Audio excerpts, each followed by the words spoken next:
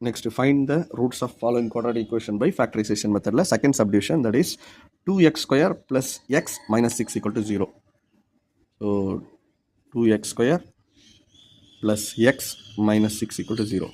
நான் ஏற்கனவே சொன்ன மாதிரி ax square plus bx plus c equal to 0ல a-வையும் c-யும் நம்ம மல்டிப்ளை பண்ணிக்கணும். a-வையும் c-யும் நம்ம மல்டிப்ளை பண்ணோம் அப்படின்னா 2 into 6, that is 2 into minus 6 minus 12. So multiply பண்ணால் மைனஸ் 12 வரணும், ஆட் பண்ணால் 1 வரணும். இப்போ மல்டிப்ளிகேஷன் ஃபேக்டரோட ஆட் பண்ணுற ஃபேக்டர் ரொம்ப சின்னதாக இருக்குது. அப்போது நெகட்டிவ் சிம்பிள் எங்கேயாவது வரணும். அதே மாதிரி மல்டிப்ளை பண்ணால் நெகட்டிவ்னா ஏதாவது ஒரு நம்பர் கண்டிப்பாக நெகட்டிவ் இருக்க தான் செய்யும்.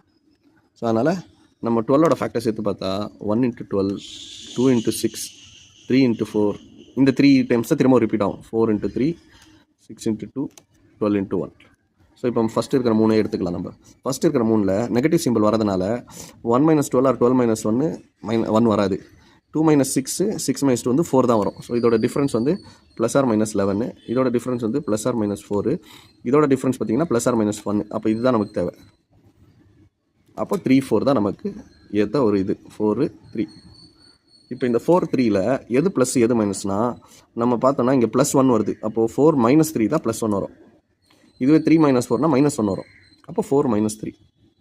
இப்போ நம்ம இதோட ரிசல்ட் எப்படின்றத கொஞ்சம் கெஸ் பண்ணி பார்ப்போம். எப்படின்னா 4 minus 3ன்னு வந்திருக்கு. இப்போ நம்ம எக்ஸ் ஸ்கொயர் பக்கத்தில் 2 இருக்குது, 1 இருந்தால் நம்ம டேரெக்டாக இதோட ஆப்போசிட் சிம்பிள் போட்டுடலாம். ஆனால் இங்கே 2 இருக்கனால 2ஆல் டிவைட் பண்ணோம். டிவைட் பண்ணால் நமக்கு என்ன கிடைக்கும்? 4 divided by 2 and minus 3 divided by 2 and opposite simple வச்சுக்கணும். ஸோ 4/2, 2, இது 3/2. ஸோ இதான் ரிசல்ட்டு நமக்கு வரதுக்கான பாசிபிலிட்டி இருக்குது. சரி, நம்ம அதை செக் பண்ணி பார்த்துடலாம். இப்போ இங்கே இருக்கிற 2x ஸ்கொயர், இந்த ப்ளஸ் 1xை 4x மைனஸ் 3xன்னு போடலாம், மைனஸ் 6. ஸோ இந்த 3 டேர்மை 4 டேர்மாக மாற்றிட்டோம். இப்போ இது ரெண்டுத்துக்கும் காமன் என்னன்னு பார்க்கலாம். இந்த ரெண்டுத்துக்கு காமன் வந்து 2 இருக்குது, அது இல்லாமல் x இருக்குது.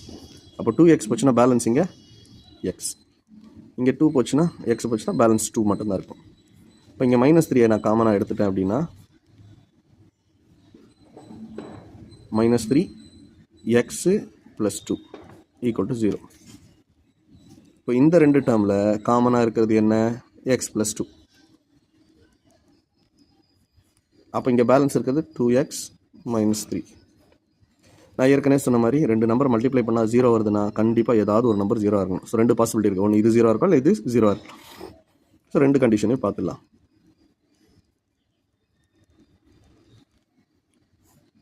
So x is equal to -2 or 2x equal to 3, x equal to 3/2. So நமக்கு ஏற்ற அதே ரிசல்ட் தான் நமக்கு வந்துருக்குங்க. நெகட்டிவ் இருக்குது.